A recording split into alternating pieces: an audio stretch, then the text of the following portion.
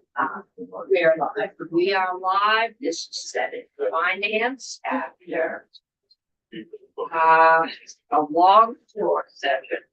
So we are doing a modified agenda today, taking off everything on 454. We're going to try and move as many people to tomorrow as possible. We've already moved a few.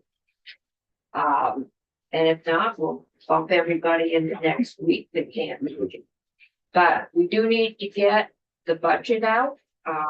If possible, we would like to vote it out today, correct? Because Or tomorrow.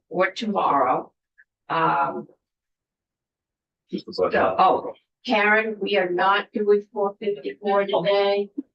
We had to make adjustments because Former legislator, so I know. you I understand know the that? drill. Are you doing it next week? I'm thinking I might have grandma do these tomorrow. Okay, by yeah, Zoom. yes, next week. Anyone that cannot do it tomorrow will get in next week.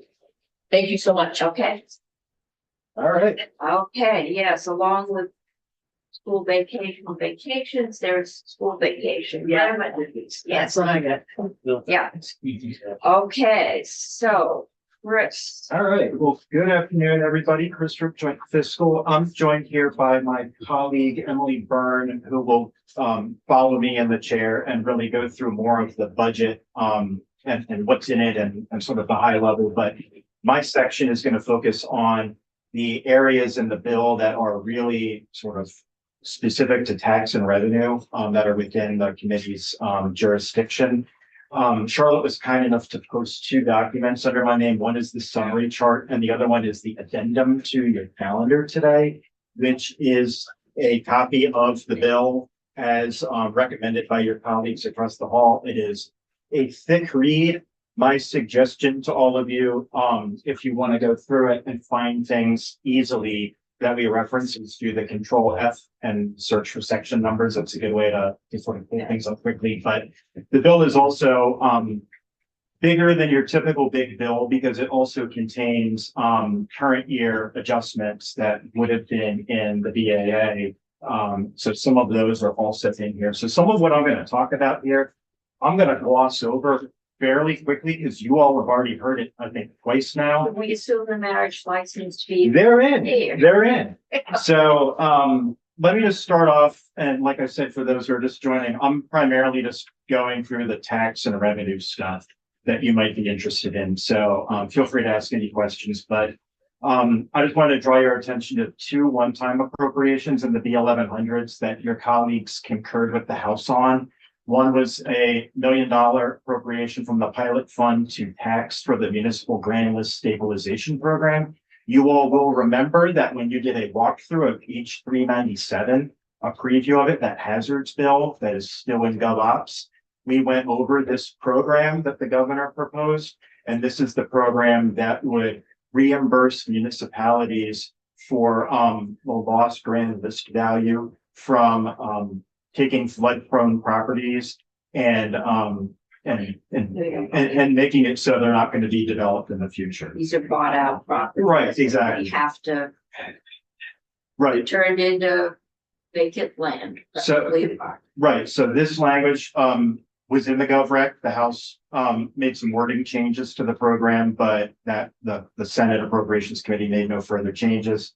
And that bill is coming to us. I have checked with the chair. Great. And you'll also see the language that creates this program rides in both bills. So if for whatever reason 397 doesn't make it across the finish line, and we'll just do our best to make sure things are harmonized as we go. But if you see that language, you're like, hey, this looks familiar, because you've seen it before. Another item that the House had requested and the Senate Appropriations Committee had concurred with was a $148,000 one-time appropriation for the Volunteer Income Tax Assistance Program. That program helps income qualified people file their taxes and get refundable credits that they might not otherwise get. I'm going over to the language now. Since there's no miscellaneous tax bill this year, there is must-pass language called the annual link-up that you will see in E111 and E111.1. I did not paste the entire language in here in the interest of saving some trees because you're literally taking the date 2023 and changing it to 2024 in 2 places, and that's We it. do it every year. Yes. E-111.2 has some technical language that the tax department requested. That would have been in a miscellaneous tax bill, but there isn't one, so it's going in the budget. What this basically says is this would conform statute to current practice. If you file jointly at the federal level, this would require you to also file jointly with Vermont unless the department allows an exception.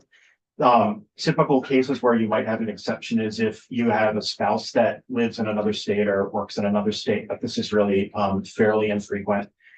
This language doesn't really change practice. It's a conforming change to clarify statute. There is language in E-111.3 that the Senate added that pertains to the tax exempt status or the tax exempt status of tax exempt organizations.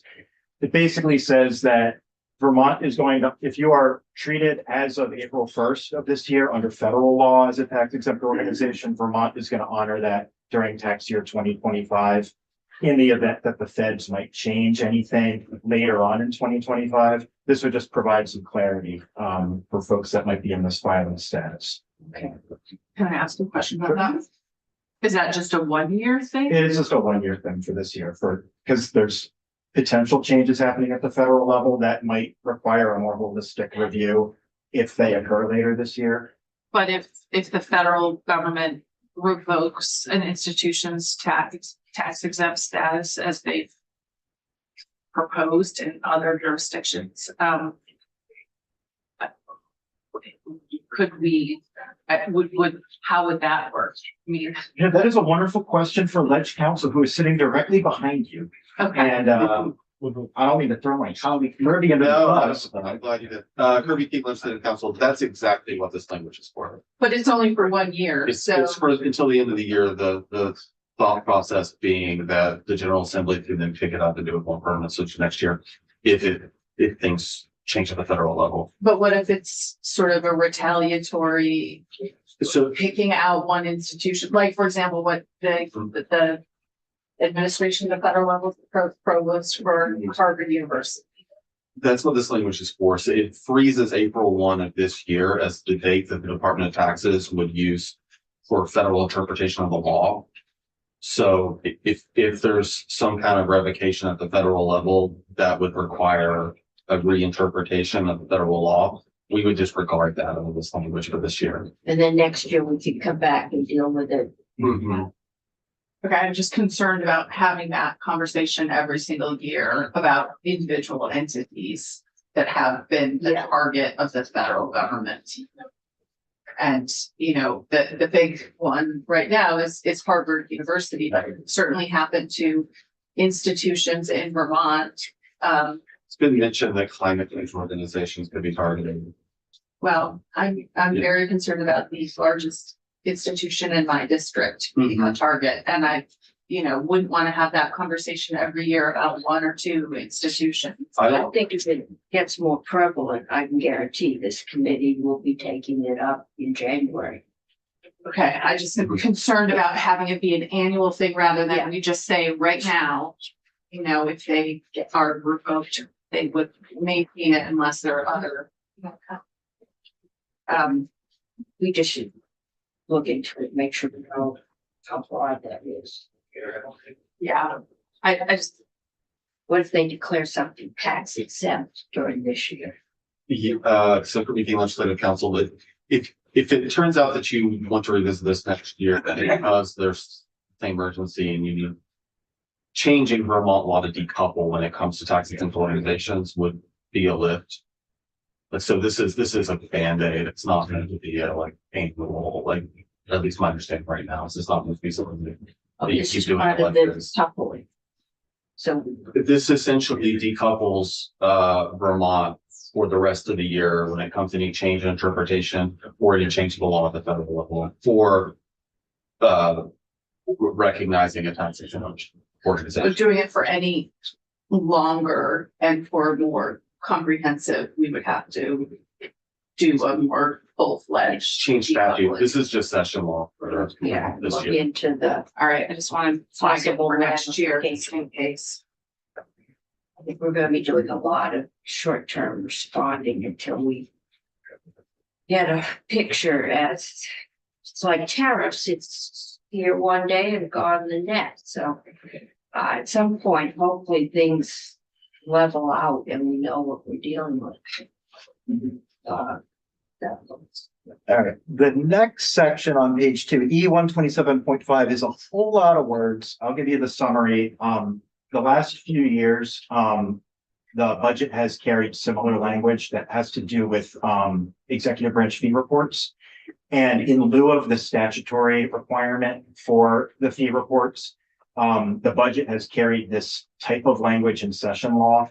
And this is just providing some additional instructions to the entities that would be on cycle this coming year to submit their fee data. And I think one area where this session law language is a little different from what's in the statutory requirement, which is being understood here, is that JFO has a role here in providing guidance to the entities in what we're hoping to see submitted. And they have an opportunity to ask questions, and we, give them a form to fill. The goal here is to get the data in a really usable format on the first time it's submitted, and not have a fee report that's submitted that we then have to go back and ask for revisions if the legislature asks us to perhaps, run some analysis or do a question that wasn't previously captured in what was submitted. We'd rather work with folks to get it right the first time, for lack of a better word, rather than have people go through the motions and then have to go back and ask them to redo. So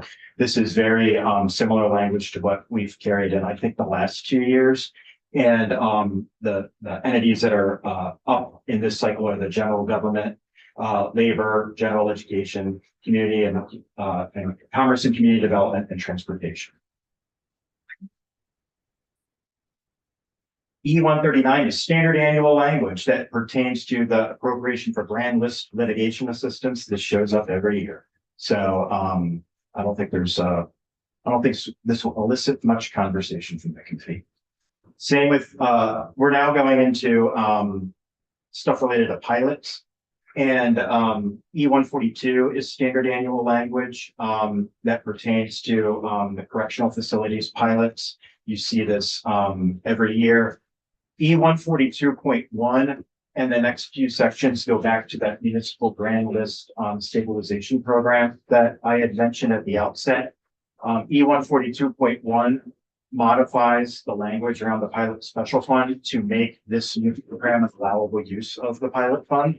It also strikes reference to the city of Montpelier, because Montpelier is now getting its pilot fully funded in the base pilot payment. So there's not a separate pilot payment the way there had been in the past. That is why this reference is being struck. I'll be very, very clear to the chair who represents the city of Montpelier that this is not striking their money. This is just striking a reference to a supplemental appropriation that's no longer needed because it's being folded into the base pilot. The chair spent several sessions being here every Tuesday at 8 a.m. to lobby for Senate appropriation. It is near and dear to her heart. So E 142.2 creates that program, the Grand List Stabilization Program. Again, you all saw this language when you did the walkthrough of H 397 a few weeks ago. You will also, oh, there we go, the E 144. Again, standard annual language about pilots for correctional facilities. This just stipulates that the separate appropriation for the correctional pilots are paid from the pilot special fund, because that is not explicitly referenced in the statute. Pilot fund. Can I ask you? So related to this, it sounds like the sort of consolidation of pilot special funds. Like that's what you mentioned with the Montpelier one. There's no longer a special funds being paid out of the. I wouldn't say I would say that in prior years, the base pilot payments weren't fully funded, and Montpelier got a separate pilot payment. Now that the base pilot payments are being fully funded, Montpelier's payment is being fully funded in that base payment. So there's no need to have the extra one hanging out there. Okay, but the calculation of the balance in that fund that has been much discussed about what we're going to do with it. is taking into consideration the payments to Montpelier and the correctional Oh, facilities. yes. Okay. This is just, this is consolidated appropriations, basically. So we don't have a bunch of other, it's all sort of. Yeah, no, I'm all for that. I just want to make sure that, you know, 'cause there's so much talk about what to do with that extra money. And when in past years, we haven't fully funded those pilot payments, and that's, Yeah, that is coming. So the next two sections go together and they pertain to a few fees over at the Attorney General's office. These were added because the Attorney General's budget sort of assumes that this $42,000 of revenue will be available in their special fund to support their budget. These are two fees. The first one in E 200.1 pertains to paid fundraisers, which this was a new one for me. These fees had not been adjusted since 2013. And the first one proposes an inflationary adjustment for the annual registration fees for paid fundraisers. The second one pertains to the filing fee for notices of solicitations. The next piece in E 200.2 relates to manufacturers of prescribed product disclosures. And this is a little obscure, but there is some language in Title 18 that stipulates, and I clipped it over there on the right side, that there are certain rules on the manufacturers of prescribed products on how they can do gifts and things of that nature. Prescription drug. Yeah. Right? Yes. And there's an annual disclosure that has to be made about the expenditures that these manufacturers make for these types of Things expenses. like lunches for everybody. Yeah. And the doctors on detailing was, we Yeah, did, and this hadn't been adjusted since 2009. I think that's when we did the work on them. And probably set them originally. Okay, So that's what those things are there. trust me, the manufacturers of prescribed products have been making more than an inflationary increase in their profits. say, do we want to increase that more? Next year. These were the amounts recommended by the Attorney General's office, so. The next section, E312.5, just wanted to draw your attention to the fact that there's a slightly different construct in here around cannabis excise tax revenue, but it doesn't substantively change the policy. So under current law, 30% of the excise tax goes to substance misuse prevention up to a maximum of $10 million per fiscal year. What this language does is route that money to a newly created special fund that would then support this work, and also repeals the existing language in statute and replaces it with this. So there's other language that goes with this that goes into like reporting on like how the money was spent and things like that. But this provides a little bit more transparency around how much is being collected and dedicated for these purposes every year. And it's a little cleaner from an accounting perspective. But I just want to be clear, it doesn't change the 30% allocation. It's accounting mechanics. E338, I think this is the last piece of standard annual language that pertains to pilots. And this just stipulates again that the supplemental payment for those two particular correctional facilities come from the pilot special fund, because the statute that creates the pilot special fund doesn't specify that the money is used for that. So you see this language in your budget. E345 pertains to the Green Mountain Care Board budget. And my colleague Nolan is here if you have any really in the weeds questions about this, because I will rapidly reach the limit of my understanding of it. But the Green Mountain Care Board's budget is paid for through this bill back mechanism. And Vermont's one ACO is ceasing operations. So the reference to that ACO is being struck, and the percentages are being adjusted just to apportion the Green Mountain Care Board's cost across the hospitals. And this language was proposed by the governor's administration. I don't thought think, it was a separate bill. Yeah, we already Well, passed this in a. so it might be in another bill as well. Yeah, Yeah, I don't remember what Billy Bill is. I don't need to, but I remember the discussion. Yeah. It came here and it, you all worked on it. Yeah. Oh, you know what? It's in the Green Mountain Chair Board Regulatory Bill, S63 or something like that. So it doesn't hurt for it to be in multiple places. As long as they're consistent. It's same language. Okay. Yeah, it looked Yes. So another thing that you will see in another bill, especially if you're on the Natural Resources Committee, is E715 through E715.3. I did not paste all of the language here in the interest of brevity, but what these sections essentially do is repeal the sunset on the clean water surcharge on the property transfer tax. So there are 4 different places where this appears in session law. And this exact language is also in H481, but it is in here as well to make sure that it passes in some data. and this committee, whenever this went into effect, the feds were threatening to take over our clean water enforcement because we did not have an adequate funding source and we weren't adequately funding it. And there were several major commission setups, and this committee probably in the early hours of one of the last days of the session came up with this surcharge, and it has been funding. Yep. It is our ongoing funding to clean water. So I assume if we took it away and didn't find a replacement, we'd be back in trouble. It will reduce available revenue to the Clean Water Fund. Yes. Yes, which may or may not get us in trouble with the feds these days, but definitely would limit our ability to maintain our clean water. I am almost done here with my fun stuff. You will see the last few sections here are all things you have seen before, I think twice now already this year.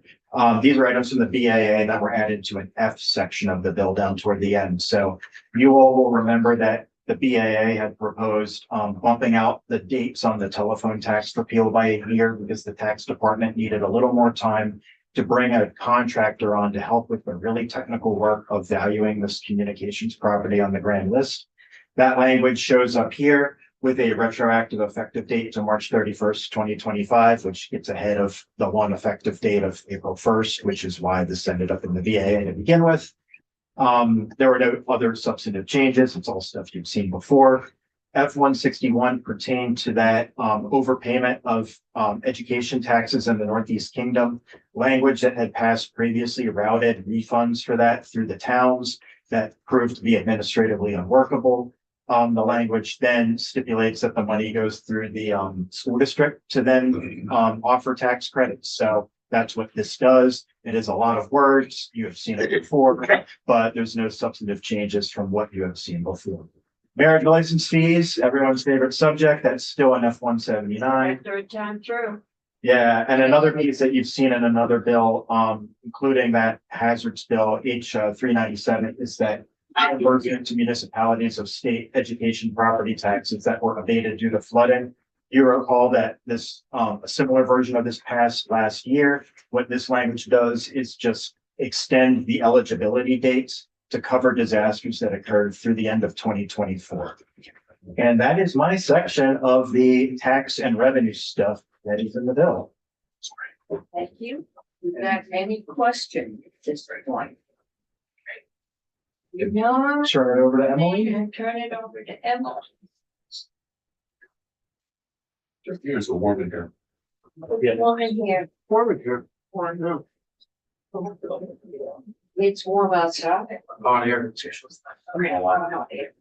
Oh, everyone stop breathing.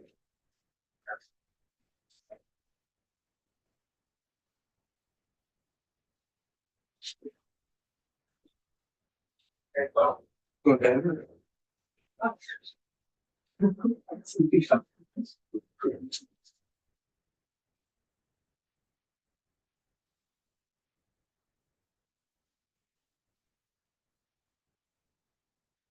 What's your ready when you're all right, great. Well, Emily Byrne from the Joint Fiscal Office, here to just do a high level overview of the Appropriations Act. I have a very short little, some tables I will share. And I will made some high level, I'm not gonna walk through the whole bill, the figured. You don't want to walk through the whole inch thick bill? I've done it enough times. I'm on YouTube. Probably about a stealing million your times. sleep. Yeah. Next door, but thought I would just sort of highlight the general, sort of the where it stands, I guess, right? Where is money coming from? Where is it going? And what are the sort of differences between the governor, the House, and the Senate, for your reference. So I was actually going to start with the unduplicated budget. So when we look at the unduplicated budget, meaning sort of the all funds, federal funds, ed fund, general funds, special funds, etc. And the governor had 8.98, so $9 billion in his governor's recommend, and the Senate version is up to 9 billion. I don't want to say this, 10 million, 9 billion, 10 million. Okay.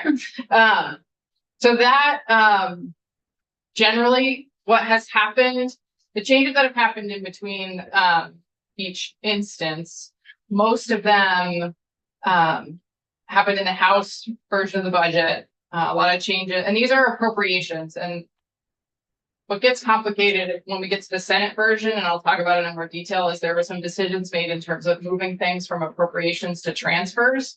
So when you look at just appropriations, it doesn't include transfers. And if there's a decision to make something that was a transfer and appropriation, that impacts the appropriation, but it doesn't change the overall picture. So we'll get into that. Same amount of money, different source. Different, yeah, like different way to account for it, basically. So in the, I'll start with the special funds, the difference between the House and the governor. Or I'll start with just the major difference between the House and the governor first. So in the special funds, right, we have about a $32 million change. What that reflects, $25.8 million of that change reflects the decision of the House to move the cash fund appropriations from the capital bill into the cash fund. So of that change, and that has happened over the last several budget cycles where the governor proposes the cash fund appropriations in the capital bill, and then the legislature moves those appropriations into the big bill. Because it is general fund cash. Because it is general fund cash, right? And there's sort of back and forth on where the right place to do it is, but the House and in the Senate version of the budget, we have those appropriations. Just for the people at home, because I mean, we're all very well versed on this cash fund, but would you want to explain a little bit more of Absolutely. how things end up in that cash fund? Sure, the cash fund is, I think the actual formal, that's the informal. I don't I think should that's say. the formal. That's not the formal name. The formal name is the Fund for Capital and Other Essential Investments. And so this is a fund that was created a couple of years ago by the legislature to make, when there was, a lot more general fund, on recommendation of the treasurer, the administration, the legislature agreed that to use general fund dollars to make more capital type investments to reduce the state's debt service obligation. So in the in statute, there is this calculation that says take 4% of total appropriations less the amount paid in debt service, and then whatever that difference is, that amount shall be invested in capital type projects. So this is happening for, I think this is the third or fourth year of this this structure. And so because it is capital investments, the institutions committees take a lot of testimony and get feedback on that. And then there is intent in the capital bill on how that fund will be used, but then the actual appropriations happen in the big bill. And this is sort of similar to what happens with the transportation bill, where the sort of intent of the use of the transportation fund dollars is in the T bill, but the actual appropriation happens in the Appropriations Act. So I only point that out, this sort of like funny nuance out, is that when you look at the budget itself, it looks like there's this very large increase in special funds in the big bill, but $25 million of that is really taking it from the capital bill and putting it in the Appropriations Act. So in terms of, it's just a movement from one to the other. Additionally, there was $9.9 million in the opioid bill.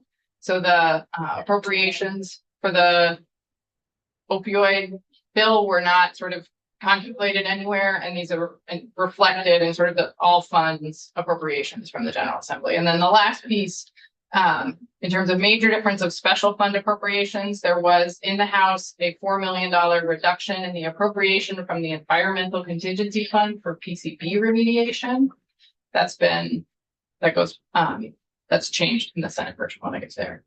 On the education fund, I know this committee followed the education fund closely. There's a $10 million increase between the House and the governor. 18.5 million of that is universal meals. So the decision to include that in the education fund construct. And then there was a almost $8 million reduction in the education payment. So the net of the 18 for universal meals and the reduction in the education payment was based on town meeting day and sort of what actual budgets came in at. So we update that number after town meeting day and when we have better information on what school budgets are going to be. So that's the education fund. Thank you. Sure, coming. Emily, I missed the, how much total for PCBs is now in the budget? So in the House reduced it by 4 million and the Senate put the 4 million back in. Thank you. And so the last piece between the House and the governor in terms of all fund changes are $17 million in federal funds, and that reflects federal match for investments that the House and the Senate has proposed to make in provider rate increases for Medicaid providers. So this is the additional federal dollars we would draw down if we make the general fund investment. And so in the Senate version, the major differences, we'll talk about the general fund specifically in a second, but on the special fund side, there's a reduction of nearly $8.5 million. Of that reduction, and this is what I sort of alluded to earlier in terms of if you treat something as a transfer as an appropriation, one of the things that the Appropriations Committee has decided to do is in the governor's recommended budget, there is a swap, if you will, between the Child Care Contribution Special Fund and the and CCFAP General Child Care Financial Assistance Program General Fund. What the governor had proposed and what the House had agreed to was that there is in the revenue forecast is projected to be $19 million more in the Child Care Contribution Special Fund than there was last year. That's the payroll tax. That's the payroll tax. So what the governor proposed to do is there's also general fund that supports the program. So the governor said we'll reduce the general fund appropriated to child care financial assistance and increase the special fund. So the total amount going to that program stayed the same. But the special fund can only be used for childcare. The special fund can only be used for childcare. So by in effect doing that, that makes all that general fund, that $19 million in general fund available to be redeployed in the budget elsewhere. What the Senate House Appropriations Committee is proposing in this budget is rather than do the change where the expenditures are happening, so rather than reduce the general fund and increase the special fund, they are making sort of more of a revenue transaction where they're taking the excess revenue in the special fund and putting it in the general fund. What that does in effect is maintain the general fund base appropriation for the Child Care Financial Assistance Program.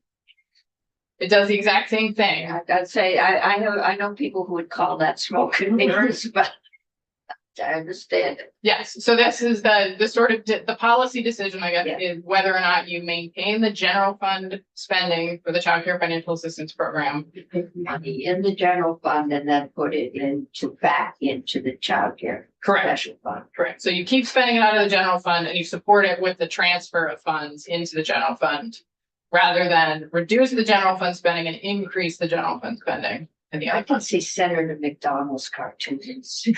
So that is part of the proposal here. So what that in effect does in the budget is increases the general fund appropriation and decreases the special fund appropriation, which is why you see a $27 million increase in general fund spending from this House to the Senate, because there's $19 million of not really increased, but additional spending authority from the general fund for this program. Hopefully that Is the policy intent with what the Senate has done to keep that amount in the base for next year? yes. And I believe that so one of the things in the budget construct is at the sort of after paying for the base budget, there is base money. This is sort of like opposite of how it used to happen, but there's base money available for one-time investments. So also when you look at the House budget versus the Senate budget, there is an increase in base spending compared to the House position. And that's because there's $19 million more of base spending and $19 million of one-time funds coming from the child care contribution fund. It's still we're not in a situation where we're spending base money on, or one-time money on base expenditures. We're just spending less base money on one time. So. And we knew that payroll tax was going to come in ahead of cost, because I think they just rolled out the last section of eligibility in October. We knew that on the lag getting this up. So for this year, we're covered, but the concern from the interest groups, childcare people, is they need to feel confident that the general fund is going to make our guaranteed contribution to the fund as they go forward, because it will be necessary to cover the cost. Yes, and I think to the extent the program is new, there is still some maturity to happen. Yeah. So let's see, where was I?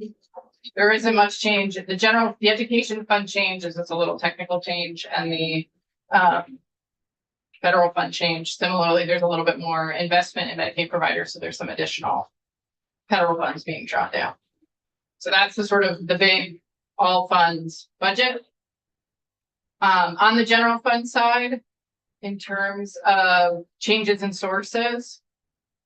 So from the House to the governor, there was some additional carry forward, that $8.7 million, some additional prior year carry forward. So through each of the iterations, one of the things the FY 26 budget relies on, it's oscillated between 130 and $140 million of unspent FY 2025 money being carried forward into FY 26. So through the several iterations of the Budget Adjustment Act, and as things have changed and we learn more information, that number changes a little bit. So between the governor and the House, that was a change of about $4.7 million. There was also some additional reversions, so prior year appropriations that are being reduced. And additionally, the governor's budget relied on $15.5 million of tax credits. The House's version of the budget reduced that to $13.5 million of assumed tax credits. And then in the Senate version, the difference between the House and the Senate. So the first major difference in sort of sources to the general fund is that $19 million of child care contribution special fund that's being transferred into the general fund. $5 million of additional reversions. We got some updated estimates from the cannabis fund, so another $3 million from cannabis. There's another about $3 million of prior year carry forward available. And then the final piece is the Senate appropriations budget structure assumes that there's only $10 million available for additional tax credits. They're sort of left there. Those tax credits are still up for conversation in this committee and in your sister committee. So that is just to sort of assume the amount that's available in the budget construct. And there are a couple bills moving at this point. Yes. And so the last, so in the sort of uses section, the major difference between the House and the governor is there is about $12.5 million worth of general fund investments for provider increases. So that's the designated agencies. There's a 2% rate increase for our community providers or designated agencies. What are the other home and community-based providers? Adult days, mental health agencies, AAAs, those sorts of entities. There's $10 million set aside for H91, which is the Act relating to Vermont Homelessness Emergency Assistance and Responsive Transition Housing Program that I know is in House or in Senate Health and Welfare right now. There was $4.9 million set aside for a 4.5% rate increase for infants and toddlers in the Child Care Financial Assistance Program. And then it's about $2 million of net other changes. And if you want to review, the the web report, which is on the JFO website, is the best place to see sort of all those changes. You've all been around for a while, so you know what I'm talking about. And then in terms of one-time changes between the House and the Senate, so we have this $19 million of the CCFAP spending increase. There was a decision around the governor had proposed $4 million of money for education transformation as part of the big education bill. The House agreed with the $4 million as a one-time appropriation. The Senate Appropriations Committee has changed it slightly, where rather than do $4 million of one time, rather do $1 million of base spending for the next 4 years. So there's $1 million. Is that base coming out of the ed fund or Out of the general fund. out of the general? Yeah. The Senate also added 1% more increase for the infant and toddler rate, so that's another $1 million to bring it to 5.5% rate of percentage increase. And then another, about $4 million of other sort of net changes across a bunch of things. I should provide in the addendum. The one-time appropriations are all in B 1100, which is on page 48, and there we went from subpart A through subpart double D. So there are 20, Do the whole. there are 30 one-time sections. I'm gonna go through all of them. Emily, do we have your more detailed, comments or, No, no, okay. I just have some talking about, but they're all sort of in here. Okay. Happy to talk later. It's on your desk upstairs. Yeah. The last sort of pieces are just the sort of changes in the transfers. So this is where you see the $4 million in the House coming out for the environmental contingency fund for PCB remediation and then going back in the Senate version.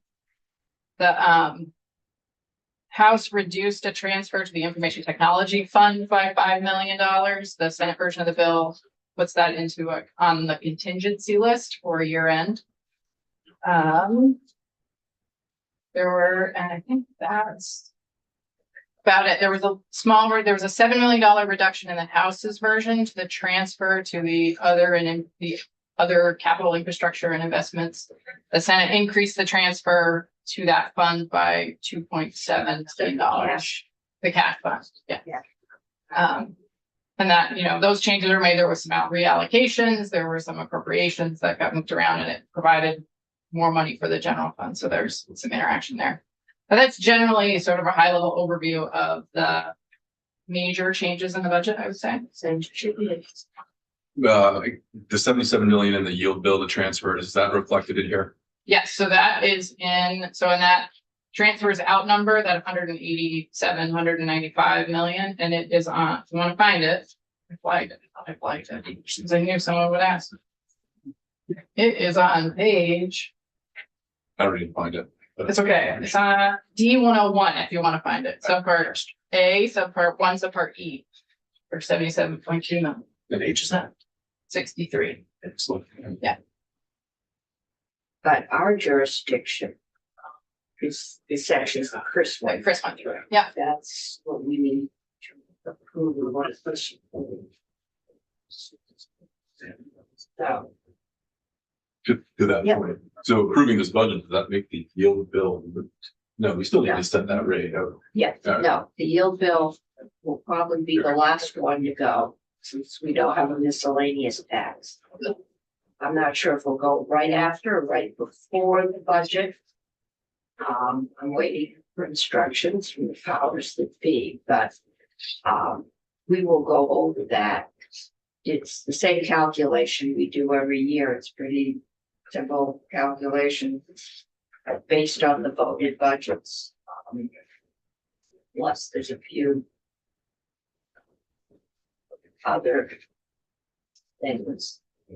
Now, usually things like the VOCA yields, a lot of those things sometimes show up in the budget, sometimes show up in miscellaneous tax, depending on which one is the least controversial, the most controversial, and what people feel needs to move and doesn't need to move, so they move around. Yeah, they all must do, the book office must do, the fields must do. So that's just, do we have any questions, especially for us? I just had one thing to add, Madam Chair. I know it's a really huge bill and there's no way we could cover everything in it today. So we encourage the committee to reach out if you have any questions about anything you see. There's no way we could have covered everything in this hour, but I spent a lot of time talking about pilot in the context of actual pilot payments because like it has to do with in lieu of taxes. Yes. You'll see one other thing in E917 that I didn't mention because it's really an appropriations thing that your colleagues across the hall appropriated 1.15 million out of the pilot fund to help towns with non-federal transportation disasters. So every year in the budget, there is a placeholder T fund appropriation of that amount to help towns with smaller scale weather events. This was something that was mentioned on the Senate floor in H 398. Exactly. So in order to free up a little bit of money in the transportation fund to pay for a one-time appropriation to help with non-emergency medical transport drivers, that cost was shifted out of the T fund and over to the pilot fund this year. So you'll see that language in here. I didn't want you to think that I was just like glossing over it. The reason I didn't mention it is because it's not it has nothing to do with a payment in lieu of taxes. It's an appropriation. But if you see it, you're like, huh. And the object lesson is we had better commit that money or it will start to migrate. Never have uncommitted money sitting around. So when that bill comes, we'll take a look at it, make sure that it goes to the towns, which is where it was originally proposed. And you all might see an amendment to the T bill offered just to inform all of this. So I just wanted to make sure you knew that when you saw that. So the concern with the charter change today, I brought a local options pack. Pilot and co-pilot were outcomes of that, getting other towns to realize that they had non-paying state properties. I brought that bill here twice and couldn't get it taken up. It was that controversial. So it seems just like it's a pilot payment, but it took a lot of effort and several bienniums to get that ability for towns to do additional taxes. So committee questions.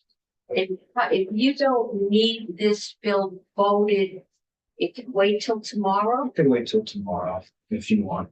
I don't think we can technically do it today, to be honest, because it was supposed to come to us today, but it didn't. Is that what I did? No. Where is it? It's the second one, big thing. Oh, so There's two there. It's okay, so we got it. It's the big bill. Sorry. And since it's so big, if you don't need it out today, I'll let it percolate overnight. I'm assuming I'm gonna report this, so I'm gonna annotate your. We're the only stop. We're the only stop. Yeah. Yes, because there's fees in there, Yeah. otherwise it wouldn't stop here. Some of those fees have been through here twice now. This is the third time. Okay, if there are no questions, get it every this probably before tomorrow, so they know what answers they need to bring in. And we will move on because our next witnesses, and I think plan on a long day tomorrow. We had a fairly long day and we had to move we moved half the witnesses from this afternoon to tomorrow yesterday. And we're gonna move either the rest tomorrow or Tuesday. The property classification section of the ed bills is getting a lot of interest. Yep. Probably this is the one thing people can understand. What's that? The division of the non-homestead Oh, right. into 4 categories are we at now? It is easier to understand that, you know, makes payments and yields and all the The rest. more categories you add, the more understandable the bill becomes. I think that's, Well, yeah, it methodology. does. I mean, you know, there's sub A, sub B, and sub 22. All right. Try to keep things unpredictable. We are now going on to property valuation of Rebecca. And I don't get some. Yeah, go get, that's right. I told you to get Jenny when Chris showed up, you know. I know, it's so. Would it help to take a 5-minute break? That'd be lovely. Okay. Lovely. I just want to step outside.